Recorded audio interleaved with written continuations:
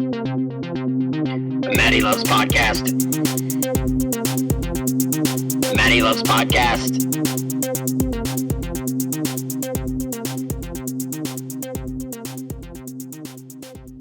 Hello, everyone, and welcome to episode number 20 of Matty Loves Podcast. I'm your host, Matt Simone, and this episode is going to be a little bit different. It's kind of similar to back when I was a little kid. At the end of every single year, there would be an episode of, say, WCW or WWF wrestling programming that would have a year-end review show. And this episode is kind of sort of my year-end review of 2015. Now, the podcast initially started back in the summertime.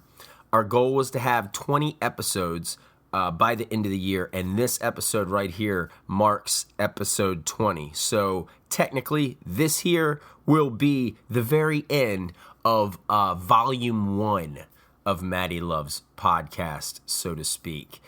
Very excited about that. But to get to the main topic of this episode, it's just going to be me by myself here. Dr. Tom isn't going to be with me this week, as I am basically going to be covering, in my opinion, the best of in comic books this year. After all, this podcast was initially created on the basis of talking about comic books. And here, over the past month or so, we've kind of like stretched away and veered off a little bit from the usual comic book talks. So I figure I'd just round up the gang here and talk about what I dug this year in comic books. It was a very interesting year. And I have to say, to start out with, most of my life, I've been a reader of the big two. I have read a lot of DC and a lot of Marvel comic books on a weekly basis, especially in the past 6 or 7 years. However, this year is, it's been brought to my attention that, man, it just seems, based on reading a lot of Marvel and DC stuff, I'm not sure if these characters are becoming too hard to write or if there are too many people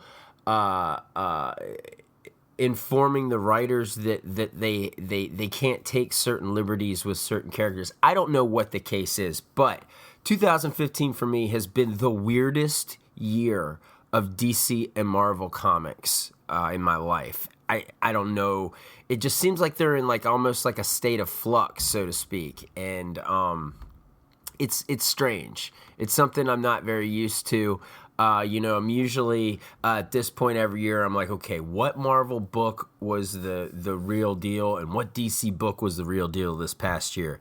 I didn't really get a chance to do that.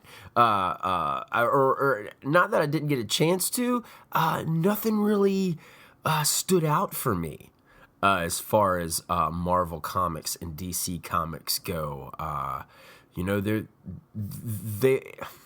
kind of been like a mess, so to speak. It's been sort of a messy year. I'm going to get into that later. But mainly, in going, as I say, and being so confused with Marvel and DC, new horizons were opened up to me this year and partly kind of last year. I feel that 2015 was a very strong year for creator-owned comics. And I feel that a lot of the creator-owned material that was released this year overshadows the mess at DC and Marvel. There are a few particular creators that I have read their mainstream material, but I hadn't really looked into any of their creator-owned content, so to speak. A few of the writers I had, but I've been introduced to a couple this year that I just wanted to talk about really quick. But before I get to those, first off, I gotta just say that I think that at the end of the year, the creator with the most momentum going into 2016, I would say, would be writer Jason Aaron. Jason Aaron is best known for his work on Scalped, which was like the first comic. I think that he really was noticed in creating, and also from Scout. It just presented a lot more opportunities for Aaron, and for me, I feel that I was first really introduced with Jason Aaron's Thor: God of Thunder from 2 years ago, which was a part of the initial Marvel Now initiative. Now we've moved on from Marvel Now to All New, and now we're in this all new, all different, what the hell is going on Marvel Universe. But anyway, I digress. Jason Aaron did such an amazing job on Thor and is still doing an amazing job writing Thor books. He's right now currently penning The Mighty Thor, which is the third volume of Thor comics that he has written in the past couple of years. But as far as his creator-owned books go, you didn't get much better than Southern Bastards. Southern Bastards is a story about Craw County, Alabama, I do believe, and how football isn't just a way of life. High school football isn't just a way of life in this town. It's a way of murder and deceit and untruth. It's a very interesting book, focusing in on a couple individuals in this town and how the football team, the high school football, affects them as people, if they were former players, coaches, fans, whatever. And the art of Jason Latour in the comic book is really really gritty and fine. And I really enjoyed this series.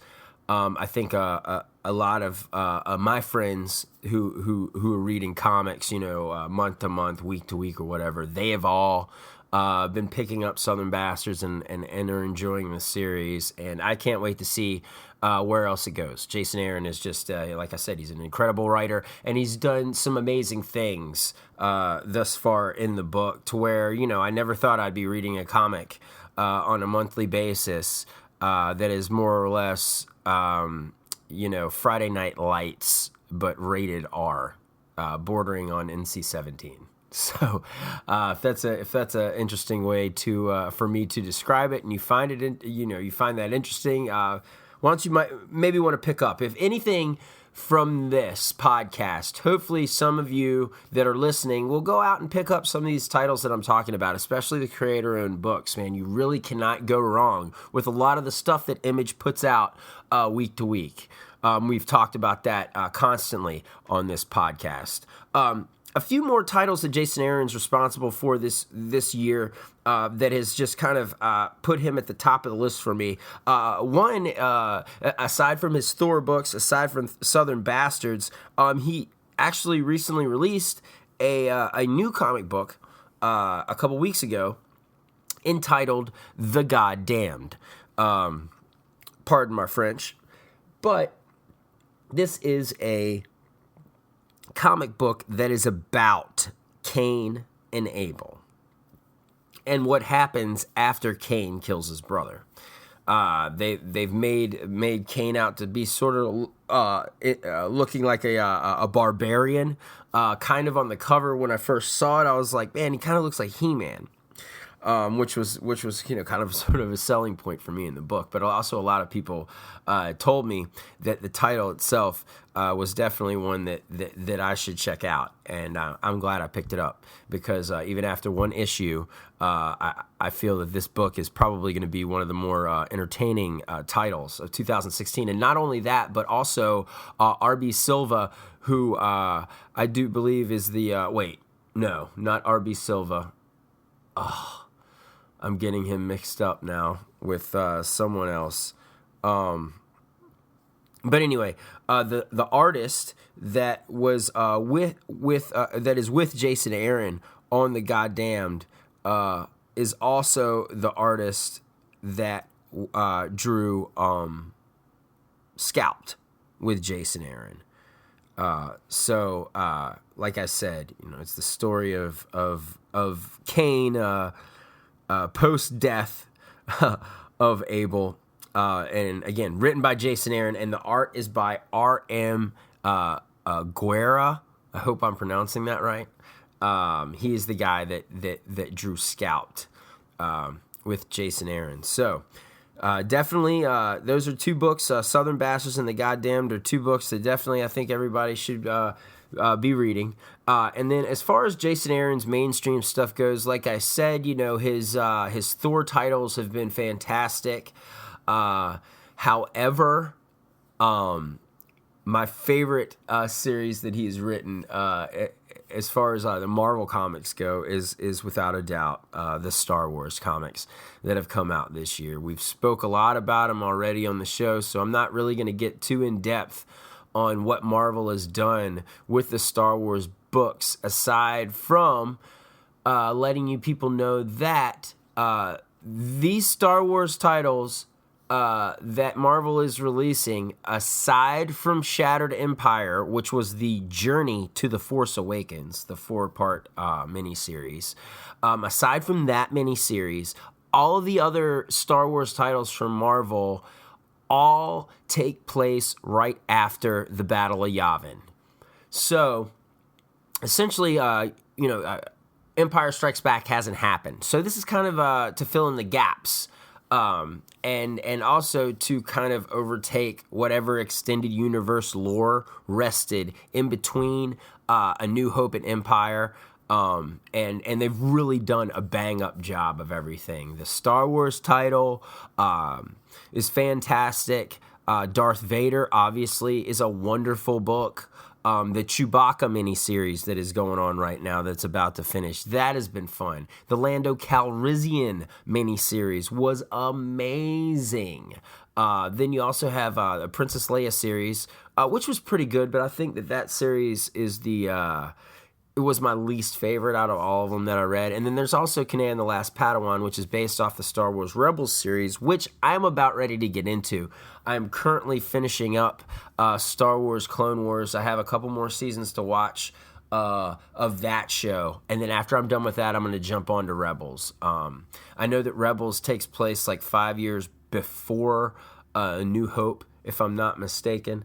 And so I'm just really looking forward to seeing that, but not to get too far off and start talking about Star Wars. That's what December's for here on Matty Loves Podcast. I just wanted to let everyone know kind of what was going on in the Star Wars universe as far as Marvel Comics go, and definitely Jason Aaron is crushing it. So be sure to check out any of those Star Wars books. A lot of your Volume 1s now are available in trade. And they're pretty damn cheap too on Amazon. So go out there and try and find your deals and pick up the new Star Wars comics because they're really awesome. Also too, check out Jason Aaron's Southern Bastards and The Goddamned. Both of those books are extremely entertaining. The next writer I want to get to that admittedly I wasn't super familiar with before this year. Just because of, like I said, I've mainly read a lot of Marvel and DC, and it hadn't been over the past couple of years that I've really gotten into creator-owned titles. But one of my favorite new creators in my life, into my world, not necessarily for a lot of you people, but for me, one of my favorite discoveries this year was Brian K. Vaughan. Now, I know a lot of you listening to this like, what? You don't know Brian K. Vaughan? Yes, I know who Brian K. Vaughan is. I've known who Brian K. Vaughan is. However, I just haven't really read his shit. It's one of those things. People can study languages. People want to know Japanese, and they learn it. Whereas for me, so many comic books to choose from. I see Brian K. Vaughan title, and like Runaways, for instance. I've read a little bit of that, but not all of it. But that was kind of my first introduction to Brian K. Vaughan. And I just hadn't really picked up any of his stuff until this year, and oh my God, his some of the things that that I've read from him this year. In particular, two titles.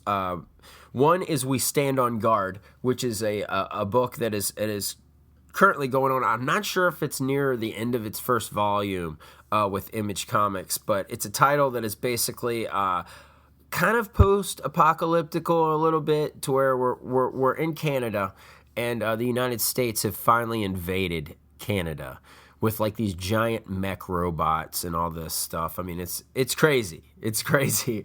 And I've just I've kind of gotten a sense of Brian K. Vaughan in writing team-based stories, because that's kind of what it is. And from that, I really want to get back into Runaways, because that too is, obviously a team book. And I've just really enjoyed not only the story itself, but the artwork. I think his name is like Brian Collingsworth, I think, is the artist on We Stand on Guard. His art is beautiful. It reminds me a lot, actually, of Steve Dillon, who is known for his art on Preacher, and also he did like the first Ennis Punisher series, the Welcome Back Frank and everything. And I really like that real dynamic artistic style in comic books. And We Stand on Guard definitely delivers from both a story and a visual perspective. It's a fantastic book. And also another book that is only 2 issues in, and a lot of people are already talking about it. And honestly, I have a feeling if this book were 7 to 8 issues in, it might be my favorite comic book of 2015, and that is Paper Girls, which is more or less... Paper Girls is basically a Stand By Me, but with an all-female cast. They're all paper girls in the late 80s in a Midwestern town. And on the night of Halloween, a bunch of weird shit happens. And I don't want to really give it away. But anyway... from the dialogue to the dressing of the scenes in the book, it's all a wonderful package. And not only that, but there are like little Easter eggs that Cliff Chang, the artist, throws in there that have been very pleasing for me, as far as the there's a Monster Squad poster on the wall of the main character's bedroom in the very beginning of issue 1, and that right there was like an ultimate selling point for me. I love little things like that in comic books. I think that's just it's probably something fun to do as an artist, but also too, it's fun to tip your cap at the stuff that inspired you as a kid that kind of brought you to this point. And I feel that a lot of the stuff in Paper Girls is kind of Brian K. Vaughan's nod to, all the things that inspired him as far as pop culture and stories and everything when he was a kid. So I look forward to reading more Brian K. Vaughan this year. And especially not just with his new material, but also going back and reading some of his older material. I actually read his Doctor Strange story, which I think is called The Oath, if I'm not mistaken, that came out a couple years ago from Marvel that Brian K. Vaughan wrote, and it is awesome. I hope their Marvel bases the movie off of a lot of Vaughn's story, or at least the premise. I think that would be pretty cool, but based on what I've seen, I don't think so. I think we're just going to be getting another origin story. As far as that goes. So 2 creators, Jason Aaron and Brian K. Vaughan, to look out for and to definitely check out. And then my third creator that I wanted to speak on really quick would be Robert Kirkman, who we have gushed over in this show. He is obviously the creator of the comic book series The Walking Dead, but we know him for creating the comic book series Invincible, which back on my birthday in September, we went ahead and cast that film. and talked a little bit about the comic book series. So I don't really need to get much into Invincible. All I can tell you is you need to be reading this book. And also, this is like Invincible is the one title that I've sat in front of so many people and I've never once had anyone say, I don't get it, or I didn't like it. Everybody loves Invincible.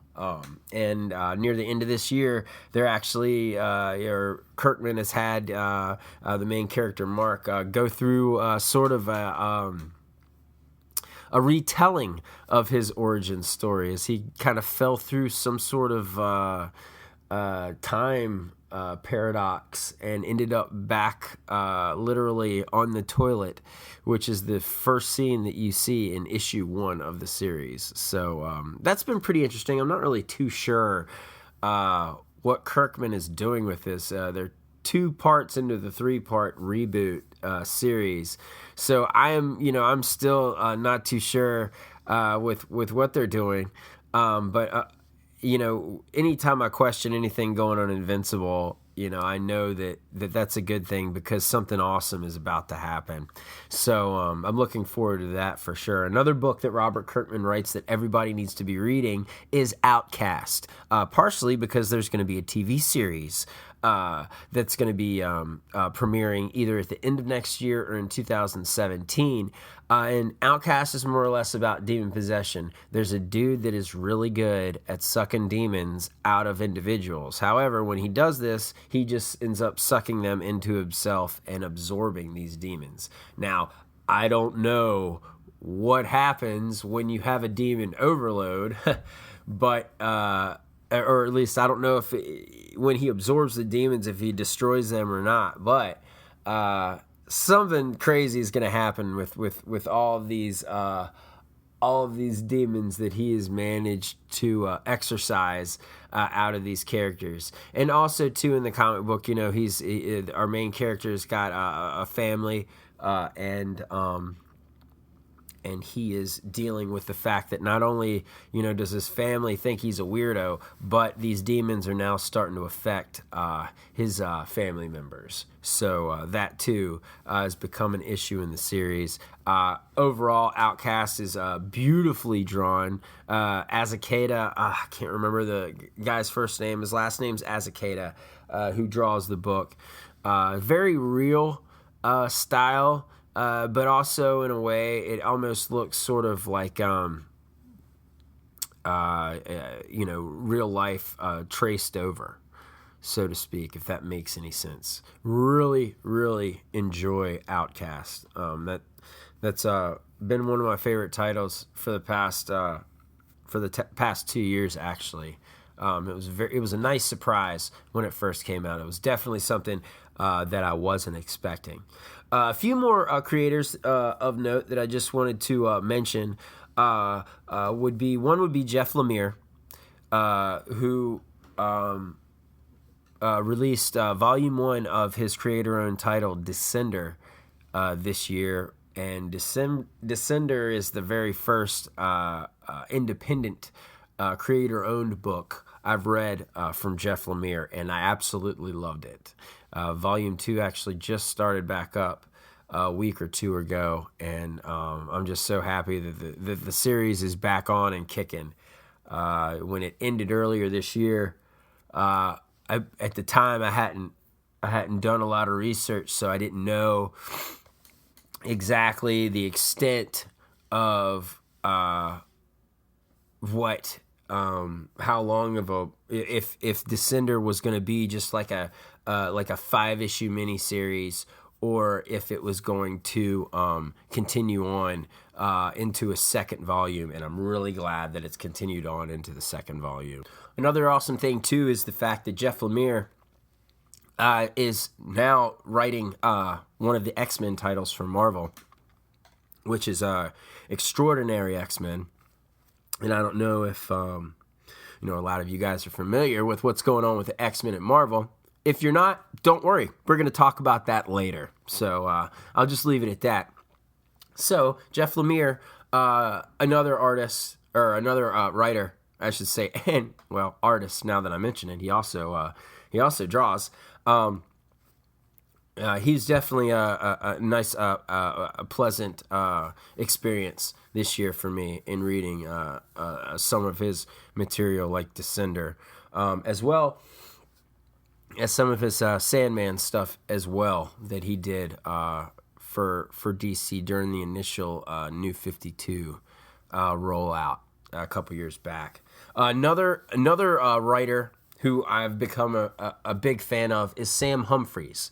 And I probably maybe should have mentioned his name earlier in the podcast, just based on what all I've read from him this year and how much I've enjoyed everything I've picked up. For me and Sam Humphries, it kind of starts for me back at Avengers AI, which was a series that was released I think 2 or 3 years ago.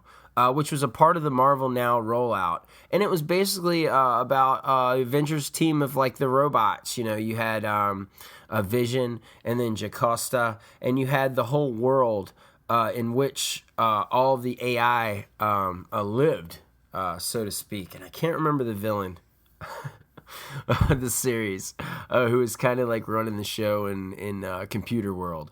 But anyway, the overall banter in that book, aside from just the story, just the how the characters talk to each other, I really enjoyed it. And so from there, you know, I've picked up some other books of Humphries, like his Secret Wars stuff that he provided was fantastic. And Secret Wars in itself has kind of been a part of that mess that I mentioned. But as far as what he provided into Secret Wars, Planet Hulk, Star-Lord, and Kitty Pryde, those books were very entertaining. Planet Hulk specifically was awesome. I really enjoyed that title specifically. And also he has a new creator-owned book called Citizen Jack, which just started I think a couple weeks ago. I think the new issue of Citizen Jack is coming out next week, if I'm not mistaken. So, and that is more or less about a total loser that gets to become president because he's got a demon basically telling him what to do and manipulating the world around him at his whim. And it's pretty interesting. Things can't possibly go... things can't possibly can end up going well for Jack in the book. So I'm really looking forward to getting into that. There's a lot of new titles on that have just recently came out independently, like your Citizen Jack from Sam Humphries or Brian K. Vaughan's Paper Girls. Go out and snag these. Pick them up, man. They're if there are any books worth reading on a monthly basis, pretty much all your new titles that are being released from Image Comics are that. So really, again, really been pleased with all the creator-owned stuff and all of the newer creators that I've discovered for me this year, like Sam Humphries and Jeff Lemire. Another newer creator that I was somewhat familiar with going into this year, but I really got to know a little bit more as far as his work goes, is Chip Zdarsky. Chip Zdarsky is not only a writer, but he's also a hell of an artist. Chip Zdarsky draws Sex Criminals, the very popular title that he and Matt Fraction have done so tremendously well on. Admittedly, I have read the first volume of Sex Criminals, but I have nothing beyond that. But, from what I read, I really enjoyed it. Chip Zdarsky is a funny dude. He's a really funny guy. He's got a great sense of humor, and it definitely shows on his pages. His creator-owned title, Kaptara, which is, I think, in its 5th or 6th issue now. I just picked up issue 5 or 6 a couple days ago, actually. This book is ridiculous. It's almost nonsensical in a way, and it's just super fun with really interesting characters And I think the reason I like Kaptara a whole lot too is because of the characters and how different each of them are. Like no one really blends into the other characters. They're all very different. And I just really enjoyed this year the book or Zdarsky's Kaptara, especially in particular the characters called Glomps, Glomps, and Kaptara are ridiculous. Think about munchkins that cuss like sailors and are complete savages.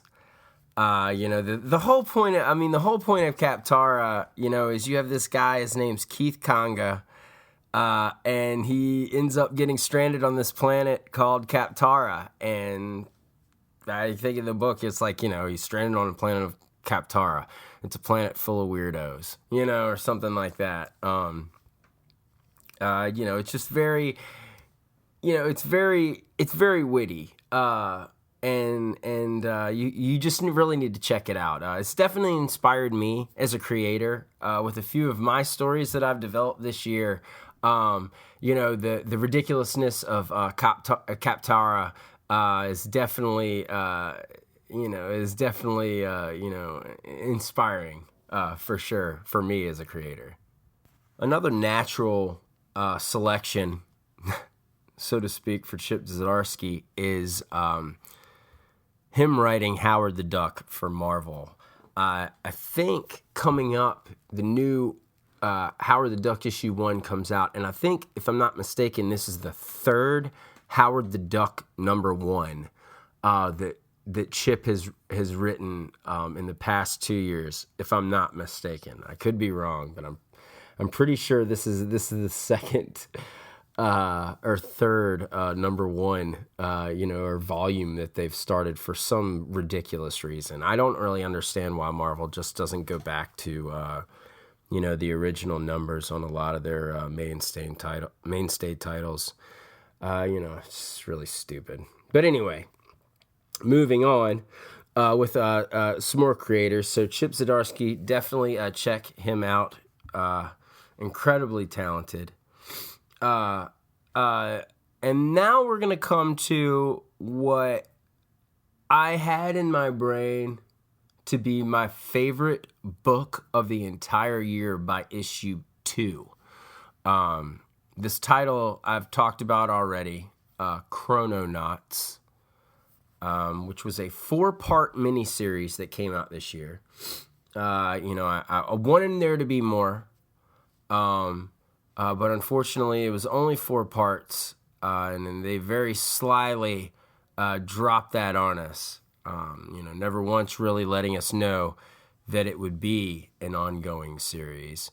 Nevertheless, after I read the first issue of the series, I was blown away by, not necessarily by the premise, but just how it was all put together. Artist Sean Murphy, who is one of the best artists in the game right now. Matteo Scalera, who's the guy that draws Black Science, Rick Remender's Black Science, which is also a tremendous book. Sean Murphy, he and Matteo Scalera are probably my 2 favorite artists in comics, and I really wish that they would do more. But anyway, so anyway, Sean Murphy, he draws the book, and just the visuals, the dialogue, everything it was just all so complete for me. And it's more or less a time travel story. Well, after I read the first issue, the next day I also read that Chrononauts had already been optioned to be produced into a film, which for me, after reading that issue, I already thought, man, this would be an awesome movie. Now that I think about it, I'm pretty sure that, Millar probably options everything that he, puts in print or whatever, just to see where it will go. But this book in particular, 3 issues in, I was like, oh man, this is amazing. We've got this real stubborn, grizzled, soldier villain that is after these two guys that are hopping through time, causing all kinds of trouble and messing up space-time like you wouldn't believe. And then the second page of the fourth issue, a giant dinosaur steps on who I was thinking to be the super badass villain and kills him. And then, we really don't have much of a villain after that. I mean, yes, our protagonists get captured, in time by a few individuals, but they're a group rather, but they get out of it, and there's really no real antagonist, and that I think is where Chrononauts ultimately suffers. Even though I thought that the book was just amazing, and really fun, the fact that it suffers from a lack of antagonist is really why this book isn't, my favorite comic book, my one favorite book of the entire year. And now that I think about it, I really honestly couldn't give you my one favorite title this year, but outside of Invincible. But that's the greatest comic in the world, folks. It really, really is. But anyway, moving on away from Millar. Even though one thing I will mention real quick about Mark Millar, his Jupiter Circle material. Now we're in Jupiter's Legacy, Volume 1, which was finished up this year, which was really good. And then also his Volume 2 is actually, I'm looking at it right now, it's on the top of the stack of comics for me to read momentarily. So I look forward to getting into that.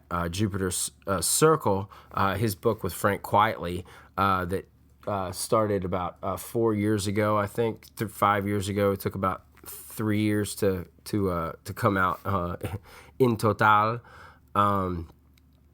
It's really good, and it was worth the wait, that's for sure. And I really hope that we end up getting to see that film on the big screen. A lot of these creator-owned titles, really, there's some real cash value in some of these properties for sure, and I don't think that film companies are necessarily looking toward these guys. They want they're looking for your Marvels and your DCs when a story like Chrononauts could be fixed and made into an amazing film. Not that it needs that much fixing aside from adding a main supervillain, but other than that, I think that has the opportunity to really sell in Hollywood. A lot of Millar's stuff does, whether you like him or not. I know Tom, who we have on the show, he's kind of got a love-hate relationship with Mark Millar, and I kind of do too, but I think it's more love at the end of the day.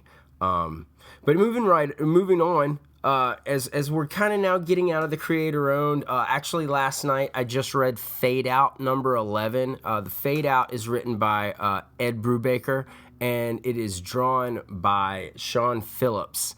And I personally, this is the first time I've ever read any of Ed Brubaker's stuff, or any of his crime books on a monthly basis. All of his crime stories I've read in collections, and this is the first one that I've read over the course of a year now, and it's fantastic. And as a writer, it's really teaching me a lot about like how to roll whodunits out there and how to kind of structure them, because it always seems like his mysteries are always different. And the Fade Out itself is about the death of a Hollywood starlet and a broken down, down on his luck writer who just happened to be the last guy she fell in love with before she was murdered, and he has got to find out who killed her after he wakes up from a blackout in a closet and goes out to a bedroom and sees her dead body. So that's your setup. Definitely worth checking out. I'm pretty sure Volume 1 The Fade Out is out, and I think Volume 2 might be too. It's a 3-act story, and we are getting finished with the 3rd act now. So I'm really looking forward to seeing how all of this is going to end up playing out here at the end. Now, veering over into the more popular books, that of DC and Marvel Comics, there have been 2 big things that have gone on this year, pretty much for DC and Marvel. First, starting off with Marvel, we have Secret Wars, which was touted and was just raved about initially. And from the mock-ups and reading, synopsis, it sounded awesome. I mean, it sounded like all these books were just going to be mind-blowing. All these books not only were going to be mind-blowing, but they were all going to be meaningful to the miniseries Secret Wars, which was only supposed to go over the course of 7 months. Well, here we are, 7 months into the story nearly, and we're still 2 issues away from its completion. Now, this is the main arc of Marvel Comics in 2015. This is the book that everyone needed to read, which would set up everything that is going on, well, for the past month. See, without the finish of Secret Wars, all the stuff that they've been rolling out for the past month in this all-new, all-different universe is being hurt by the fact that we don't know what happens at the end of Secret Wars. And it kind of worries me, because what if nothing ends up happening from Secret Wars? What if we just end up going to this all-new, all-different universe with no real explanation on why shit is the way it is? I mean, I'm reading the X-Men titles. Well, actually, there's only been one that's been released, which is Extraordinary X-Men. And I'm not really sure what the hell is going on as far as the initial setup goes. The very last page you see is them walking up to Old Man Logan, who doesn't walk through any sort of portal or anything that I can remember in the Old Man Logan miniseries that's thankfully already finished from Secret Wars. But, I mean, aside from that, my disappointment with what Marvel's done to the X-Men is just, beyond a podcast. That's something that you need to sit down and talk with me about so I can really tell you how I feel. But Secret Wars isn't finished yet. And that's unfortunate, because I think it's hurting some of these titles, especially all new, all different Avengers. Yikes. Now, there have been some good things that have come out of Marvel this year. As I mentioned before, there were a few Secret Wars miniseries that were awesome. Planet Hulk from Sam Humphries. That book was killer. I also really liked the Infinity Gauntlet story. I thought that was pretty neat.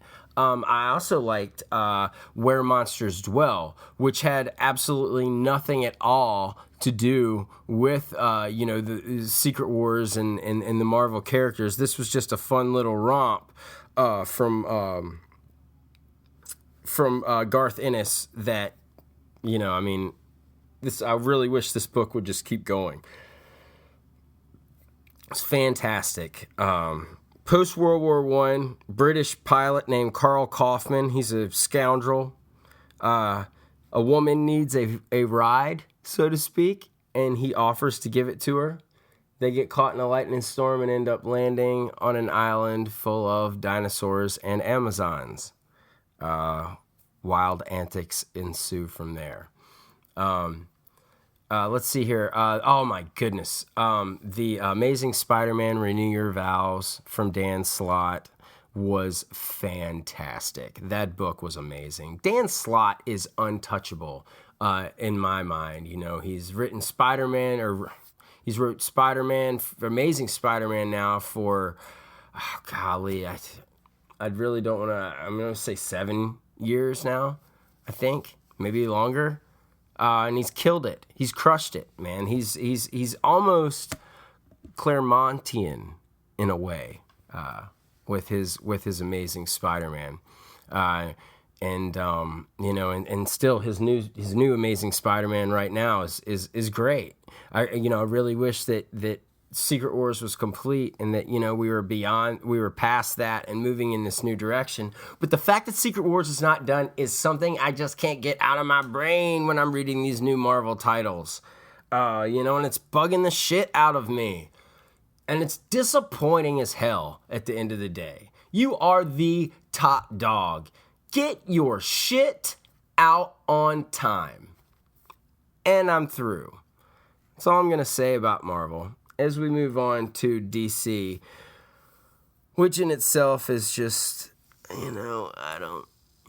don't know. It's a face palm, man. At the end of the day, DC is really it's a face palm. It all started with Convergence at the beginning of this year. We had Convergence 0 released. Read that. That shit sounded awesome. Looked awesome. Superman versus Brainiac. You can't go wrong with that sort of thing. Superman and Brainiac didn't fight at all during the regular Convergence series. And actually, I don't know what the hell happened during the regular Convergence series that I picked up every single issue of and read with my eyes constantly rolled into the back of my head, which just makes it really hard to read comics sometimes when your eyes just can't stop rolling due to the ridiculousness, that's a word, of a comic book. But Convergence was a mess. It was trash. It was garbage. It did nothing. The results were stupid. DC knows that they totally just, shit the bed on the story. And I'm pretty sure that they had plans to go in a certain direction. And for certain circumstances, like, I don't know, maybe one of your Futures End frontrunners like Jeff Lemire taking off, last year, I think that kind of had a little bit to do with it. But that's just my personal, opinion on and why things kind of initially got so screwed up with Convergence after Futures End, which was also just total trash. But anyway, that didn't start out very well for DC. And coming out of Convergence, they which was, by the way, Convergence was, the miniseries itself was, without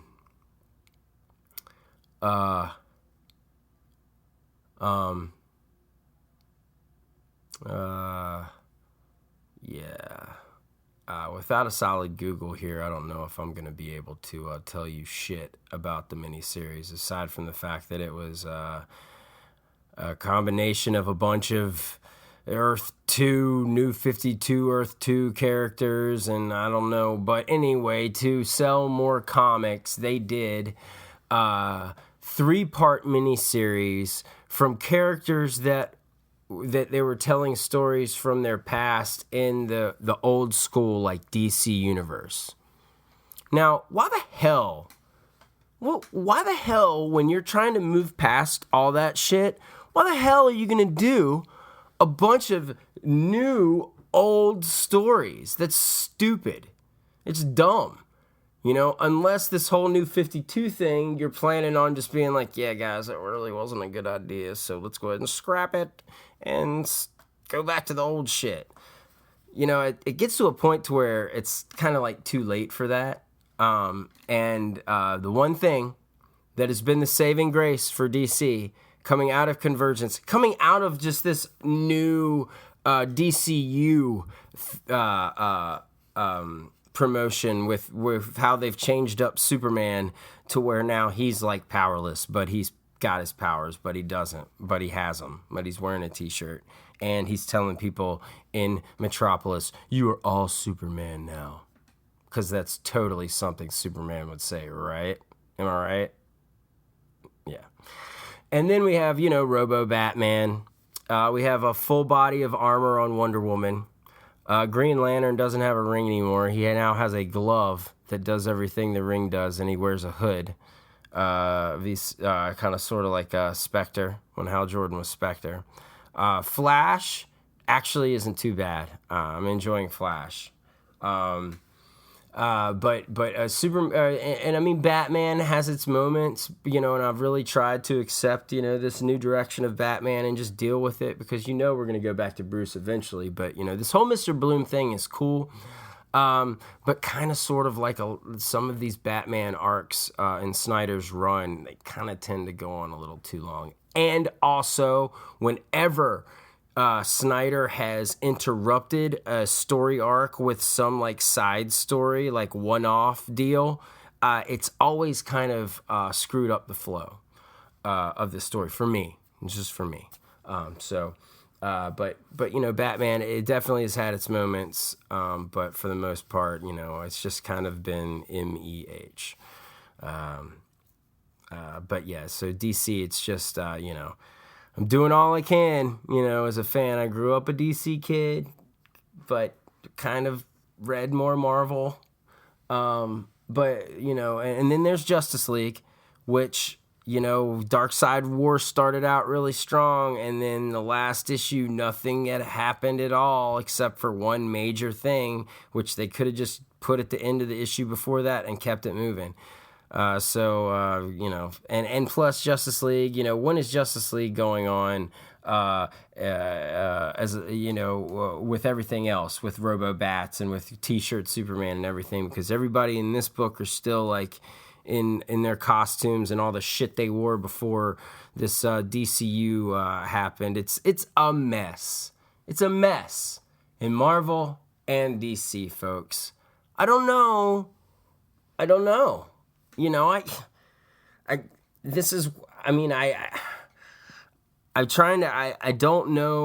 why, everything has gotten so disorganized. A couple years ago, everything was organized, even through the New 52 when that started off. I mean, how could you not be organized? You had a clean slate. Marvel the same way, even after Infinity. It was amazing, by the way. And you had this whole new, initiative for the Marvel Now. And everything was still organized, and it just always seemed like, once, Secret Wars started, the disorganization and the Uncanny X-Men 600. Holy shit. Uncanny X-Men 600 that was my least favorite read, I think, of 2000. It's an individual issue of 2015. I like all comics, but it was heartbreaking for me in reading something that I know that Brian Michael Bendis wanted to write for a long time.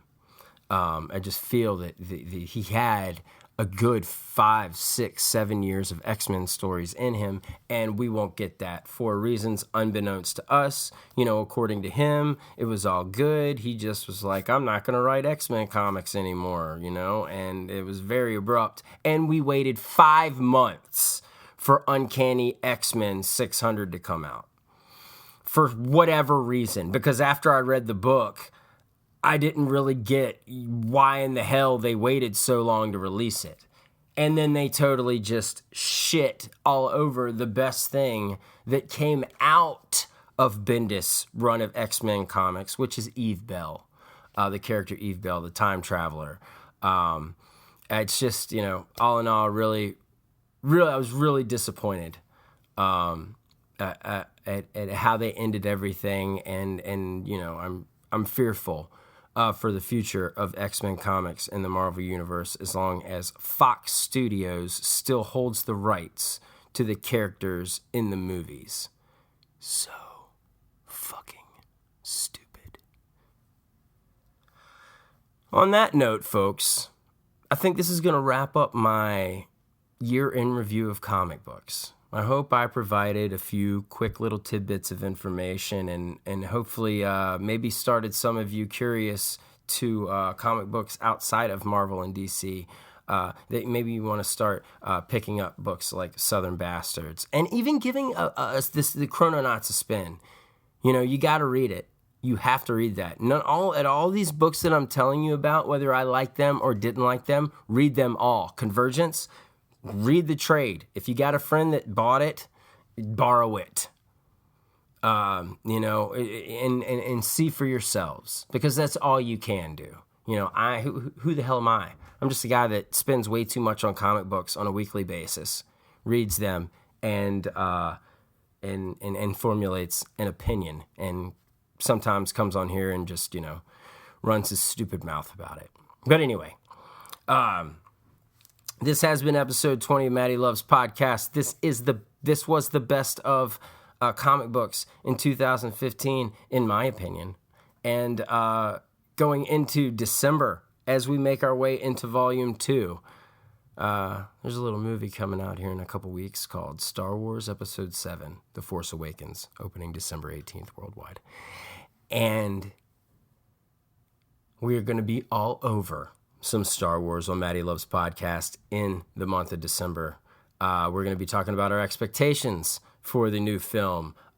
Separately, I will be introducing Matty Loves the Force, which is a new brand of podcast. And there's only going to be a couple, because all it is just running commentary over top of the Star Wars films. So, have you ever wanted to sit in a room with me and listen to me and another guy talk about Star Wars stuff while the movie's playing? That's more or less what it is. So be sure to check those out. They will be released in December, in the coming days, before Episode 7. Really looking forward to that. Really stoked about 2016 in comics, and also in Matty Loves Podcast. Who knows where things will be headed. But until the next time, I hope all of you guys are good to yourselves and good to each other. And we'll see you next time on Matty Loves Podcast. I'm Matt D. Simone, and later. Matty Loves Podcast. Matty Loves Podcast.